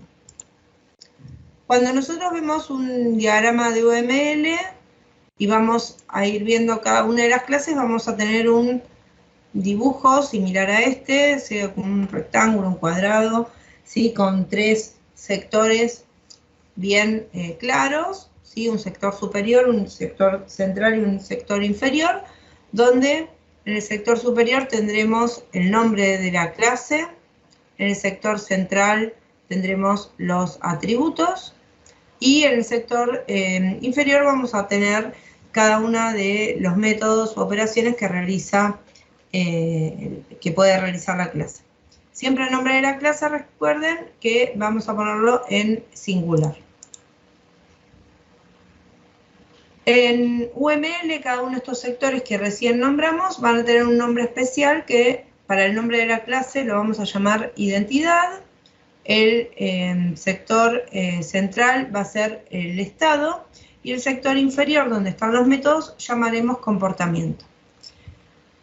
Aquí, cuando nosotros vamos haciendo el dibujo, ¿sí? El diagrama, cada uno de los atributos o métodos podemos estar identificando qué nivel de visibilidad van a tener. La manera de identificar, por ejemplo, un atributo o método que va a ser privado es poniéndole un menos adelante del nombre. Si queremos identificar que es protegido, le pondremos el numeral, perdón, o el hash. Y si queremos que sea público, le pondremos el simbolito más. Con respecto a las clases abstractas, la manera de identificarlas será poner el nombre cursiva o con los simbolitos estos, los de mayor y menor, encerrar el nombre de la clase. De esa manera vamos a identificar que una clase es clase abstracta. Luego que identifiquemos, como hicimos recién en esos ejercicios, que tenemos todas clases separadas, no hay conexión entre ellas, podemos empezar a hacer las relaciones entre las clases, donde vamos a tener que identificar de alguna manera si entre las clases hay una relación de herencia, de asociación, de agregación, de composición, y cuál es la relación de multiplicidad o cantidad de entidades que va a generar eventualmente la relación entre esas clases. Entonces, cuando nosotros tenemos una relación de herencia, eso es una relación que se llama también de generalización. Bien, vamos a tener la superclase relacionándose con una subclase o clase derivada. Bien, eso lo vamos a identificar con una línea recta, con una punta cerrada, ¿sí? Ahora vamos a ver el simbolito que va a estar indicando cuál es la superclase en la cual se produce la herencia. La relación por asociación es una relación que va a estar estableciendo una relación de conocimiento entre dos clases, y simple es la relación más común de todas, es una línea recta, y podemos además poner una flecha en la punta si necesitamos indicar un sentido, ¿sí? Pero simplemente es una relación de la más habitual en donde una clase conoce a la otra, ¿sí? Nada más que eso. En cambio, la relación de agregación, ¿sí? y la relación de composición ya son relaciones en donde estamos hablando de tipo de dependencia. En la relación de agregación, la dependencia entre las clases es débil, quiere decir que, por ejemplo, la clase A se suma a la clase B. Pero llegado el caso que la clase B deja de existir, ¿sí? La clase B deja de existir, la clase A sigue existiendo, ¿sí? Hace un ratito les daba el ejemplo, por ejemplo, un ejemplo vamos a suponer en un colegio, ¿sí? Los estudiantes, hay algunos estudiantes que van o pertenecen al equipo de natación. Entonces, yo tengo estudiantes que van al equipo de natación. Pero vamos a suponer que el equipo de natación, ¿sí? se disuelve o deja, vamos a suponer que por la pandemia, ¿sí? se dejó de utilizar en su momento las piletas de natación. Entonces, el equipo de natación se disolvió, pero el estudiante sigue siendo estudiante del colegio, ¿sí? O sea, el estudiante no deja de ser estudiante del colegio por más de que el equipo de natación se haya disuelto. Entonces, la relación del estudiante con el equipo de natación es una relación de agregación. En cambio, el colegio con el estudiante es una relación de composición, porque si el colegio cierra, ¿sí? Si el colegio cierra, ya esos estudiantes no tienen sentido en relación al colegio, ¿sí? Entonces, en ese caso sería una relación de composición. Cuando hablamos de relación de agregación, tenemos que pensar en la frase que como que A se suma a B, ¿sí? A se suma a B. Y en cambio cuando hablamos de composición, A está compuesto por B. Entonces si A deja de existir, ¿sí? Se corta se termina esa relación, ¿sí? Por eso dependencia fuerte y dependencia débil. Y después tenemos lo que nos indica la multiplicidad, en donde vamos a estar indicando la cantidad de instancias que pueden ser generadas a partir de esa relación. La multiplicidad la van a poder identificar. Bueno, 0 es algo bastante poco frecuente, ¿sí? Pero bueno, sepan que quizás existe, 0 instancias, 0 a 1, o sea, una o ninguna instancia, una sola instancia, ¿sí? Ninguna o muchas, y una o muchas, ¿sí? Entonces, de esta manera pueden identificar cuál es la multiplicidad para estas relaciones.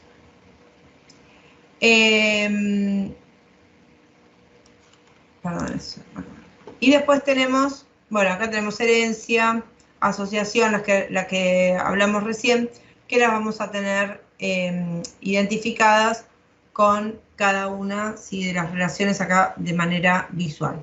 Entonces, cuando queremos identificar una relación de generalización o de herencia, línea continua con una punta cerrada, ¿sí?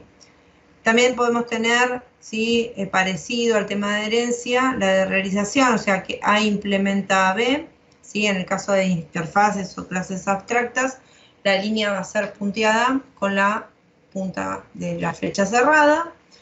Función de agregación y de composición, fíjense, la única diferencia es que la punta va a estar pintada o no.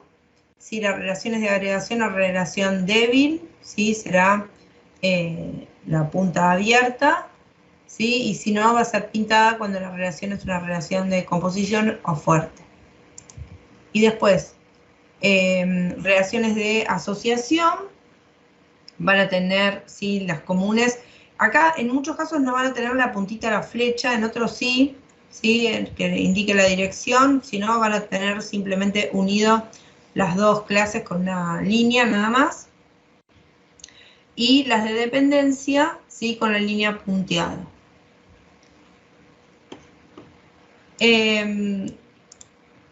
Entonces, si vemos algunos ejemplos de cómo vamos a ir relacionando las clases, podemos pensar la persona y la mascota, ¿sí? En este caso tenemos un ejemplo claro de asociación en donde, ¿sí?, las relaciones de las personas que tienen, ¿sí?, la persona conoce a su mascota, ¿sí?, la mascota conoce a la persona, ¿sí?, tenemos una relación directa entre ambas clases, y solamente vamos a tener una liñita continua entre las dos clases, ¿sí? Mientras que si pensamos otro ejemplo de agregación es pensar la mesa, ¿sí?, una mesa común que tiene tablas y tornillos, ¿sí?, que componen esa mesa. Entonces, si por ejemplo, la mesa dejara de existir, ¿sí?, la tabla y los tornillos podrían seguir teniendo algún uso independientemente de la mesa. Bien, o sea, van a seguir existiendo independientemente, va a estar el pedazo de madera y el tornillo que yo lo puedo utilizar para alguna otra cosa. Mientras que, fíjate, un vuelo que tiene pasajeros, ¿sí?, pasajeros de este vuelo, ¿no? ¿Qué pasa si el vuelo se cancela? ¿Qué pasa con todos estos pasajeros del vuelo? Vamos a suponer que es el vuelo 2022, ¿sí? ¿Qué pasa si el vuelo se cancela? ¿Qué pasa con todos estos pasajeros? Dejan de tener sentido, ¿sí?, como pasajeros del vuelo 2022, ¿sí? Pasarán a ser pasajeros de otro vuelo, ¿sí? Pasarán a ser pasajeros cancelados o reprogramados, pero dejan de tener sentido en esta relación, ¿bien? Porque pierden el sentido en sí, ¿sí? Vos sos pasajero de un vuelo, ¿sí? No sos pasajero sin vuelo, ¿sí?, en el caso de los aviones, ¿bien? O lo mismo los micros, es lo mismo, ¿sí? Exactamente igual. Bueno, comprás, ¿sí? No sos pasajero sin estar asignado a un lugar específico dentro de un transporte. Entonces, en este caso sería una relación de composición. Bueno, estos son en tiempo de ejecución, ¿sí? Esto de analizar la fecha esta discontinua, es, por ejemplo, cuando una clase depende de otra en tiempo de ejecución, podemos relacionar si las funcionalidades de una u otra de esta manera. Bueno, herencia, ¿sí? Por ejemplo, acá tenemos animal y después tenemos pez, perro, gato. La vamos a identificar con la línea, ¿sí?, continua con la flechita cerrada en la punta. Y vamos a estar marcando herencia. Los atributos, acá, bueno, marcando una interfaz, los atributos, sí, con el signo más o menos, ¿sí?, para identificar si son públicos, privados. Y acá empiezan los diagramitas, ¿sí? Yo les puse acá en verde algunos ejercicios, ¿sí?, que se los voy a mandar para que ustedes traten, tienen el ejercicio y tienen la resolución, las dos cosas, para pensar algunos diagramas de clase, ¿sí? En el primero vamos a analizar los empleados de una empresa, ¿sí?, en donde tenemos empleados que pueden ser directivos y otros que obviamente estarán subordinados a un directivo. Y la empresa puede tener también, bueno, clientes, empleados. Fíjate que tenemos acá la clase abstracta, la clase en realidad persona, ¿sí?, de la cual van a heredar empleado y cliente, ambos son personas, ¿sí? Bueno, después iré haciendo, el directivo es un empleado, ¿sí?, pero que tiene alguna función específica, ¿bien? Y acá el empleado y el directivo, sí, puede tener acá empleados, ¿sí?, o subordinados. Va a haber una relación de conocimiento entre uno y otro. Y clientes que pertenecen a una empresa. Bien, entonces De esta manera puedo relacionar las clases, ¿sí? Por ejemplo, que podemos tener con este enunciado. Una posible solución, ustedes igual plantéenlo a ver qué se les ocurre. Después tienen uno de una biblioteca, parecido, el enunciado muy parecido al que trabajamos la otra vez, simplemente que agrega la restricción que el lector puede sacar 3 libros, con lo cual acá lo marcamos en la multiplicidad, y que hay una multa, ¿sí? Que vamos a manejar cuando no se devuelve un libro particular, ¿sí? En, creo, 30 días, ¿sí? Entonces, cuando tiene eso, va a manejar la multa. Así que muy parecida a la que hicieron el otro día de la biblioteca. Y después tienen otro para manejar órdenes de clientes. Bien, una idea para manejar órdenes de clientes. Bien, y después tienen acá esos ejemplos para, que esto es nada, de introducción para empezar a pensar cómo pasamos de las clases a código en Java, para ir viendo cómo vamos a ir bajándolo, pero eso no se hagan problema porque eso ya lo vamos a dar la clase que viene. Lo otro que, pues ya estamos sobre la hora, me interesaba comentarles, ustedes después en la bibliografía de todo el módulo empiezan con toda la parte de patrones de diseño, ¿sí? Extenso todo, tienen todos los tipos de patrones de diseño, ¿sí? La idea son soluciones, son como, se supone que van a ser ayudas como para que ustedes tengan, aplicando un mismo patrón a distintos programas, ¿sí? Y van a, de alguna manera, medio a estandarizar determinadas soluciones, ¿sí?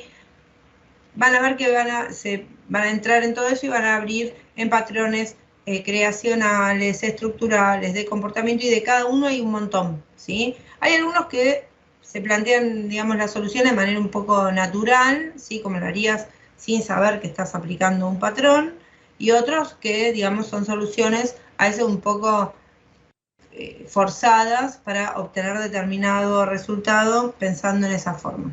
Ahora, que lo tienen también un poco más escueto en la parte de la conclusión con el tema de los patrones. Lo que tienen que tener en cuenta, ¿sí? Es que estos patrones de diseño son herramientas, ¿sí? Que van a resolver, ¿qué cosa? Problemas específicos, ¿sí? Como cualquier herramienta de construcción que vos apliques en para construir tu casa, ¿sí? No importa. Ahora, los patrones de diseño, la realidad es que uno se supone que, si vos, vamos a suponer, hace un montón que venís programando, tenés un montón de años de experiencia, y vos querés sumarle, ¿sí? A buscar una solución compleja, sumarle este patrón de diseño, bárbaro. Ahora, cuando uno no tiene suficiente tiempo de experiencia, a veces los patrones van a ser más un problema que una solución. Bien, entonces, ¿por qué les digo esto? Vamos al llano, digamos, a decir, bueno, estoy construyendo mi casa, y yo agarro y digo, no, yo voy a comprar el mejor piso, la mejor grifería, lo mejor de todo, lo mejor, pero voy y me lo pongo a construir yo, que no tengo idea cómo construir. Seguramente, por más de que ponga el mejor piso, me va a quedar mal, ¿sí? ¿Por qué? Porque no tengo la experiencia. Entonces, esto pasa lo mismo con los patrones. Entonces, ¿cuál es la idea? Lo mejor que pueden hacer, ¿sí? Lo mejor que pueden hacer es enfocarse, enfocarse en esta parte, en SOLID, que es, ¿sí? El acrónimo de 5 ítems importantes que uno debería respetar para generar, ¿sí? Aplicaciones, ¿sí? Código de calidad, en donde básicamente una de las cosas que tratamos de apuntar es a generar código con alta cohesión y bajo acoplamiento. Y después algunas restricciones más que tenemos. ¿Qué es alta cohesión? Que cada una de nuestras piezas tenga un único propósito, ¿sí? O sea, una funcionalidad, clases, métodos, propiedades, todo tiene que tener una única funcionalidad. Tratar de que, ¿sí?, eso esté bien ordenadito. Y lo otro es que tengamos bajo acoplamiento, ¿sí? O sea, que tengamos, eso es la independencia que tienen dos clases, ¿sí?, que sean independientes entre sí. Si nosotros empezamos a pensar en que nuestro código respete, ¿sí?, estas consignas, vamos a obtener un código que sea más limpio, más mantenible, que sea más escalable y que la posibilidad de tener errores sea más bajo. Bien, entonces, es preferible que vos apliques los principios de Solid y tengas un código legible que sea consistente, acoplado, ¿sí?, a que trates de utilizar los patrones de diseño en donde sea más una complicación que una solución. Bien, entonces, esto como un poco de refuerzo a lo último que les dice en la parte de la teoría y por qué apuntamos a eso. Entonces, traten de ver qué es lo que tengo que hacer, que hay muchas cosas que ya las fuimos diciendo. Esto de responsabilidad única, cada porción, ¿sí?, de cada parte del programa tiene que tener una tarea bien específica, abierto o cerrado, esto de que tengo que estar abierto a extenderme, pero cerrado a modificarme, eso es para no estar haciendo parches. El principio de sustitución del LISCOV es con las clases padre y las clases heredadas, ¿sí?, ahí hay otro concepto.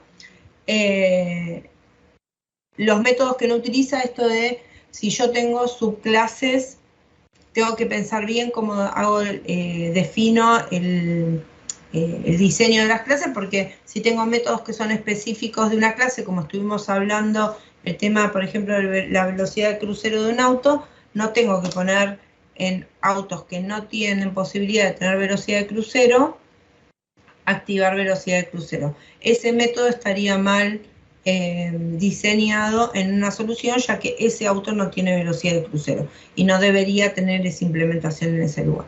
Bien, y bueno, la dependencia de los módulos, ¿sí?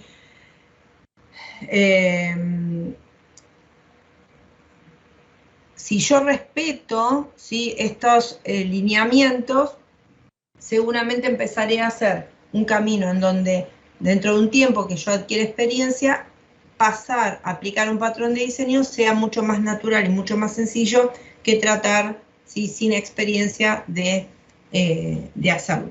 Bien, entonces, esto es, después lean todos los patrones de diseño, así los conocen.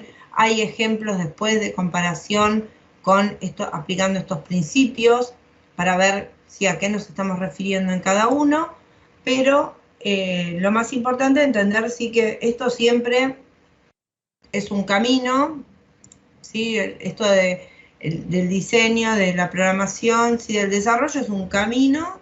En general vamos a ir agregando conocimientos, experiencia, como cualquier cosa en la vida, esto es una cosa más, y requiere, sí, de esa paciencia. Entonces, me interesaba darles, sí, esa conclusión para que no se desesperen cuando lean todos los patrones y van a decir, ¿cómo hago para darme cuenta? Hay muchos que seguramente se aplican de manera natural, ¿sí?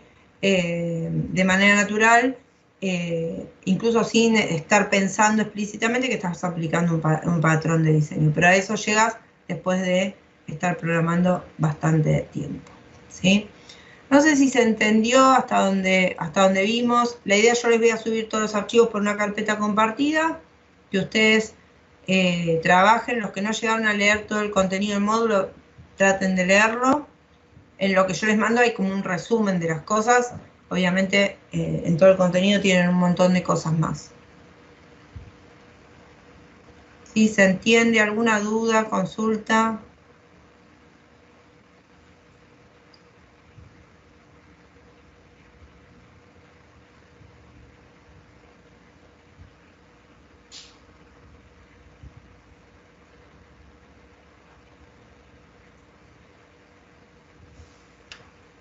¿Sí?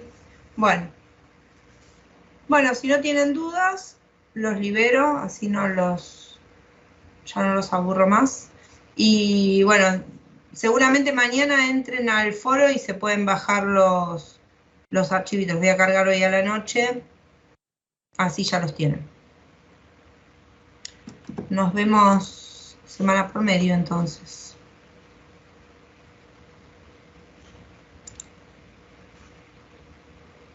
Bueno, chao chicos, buenas noches.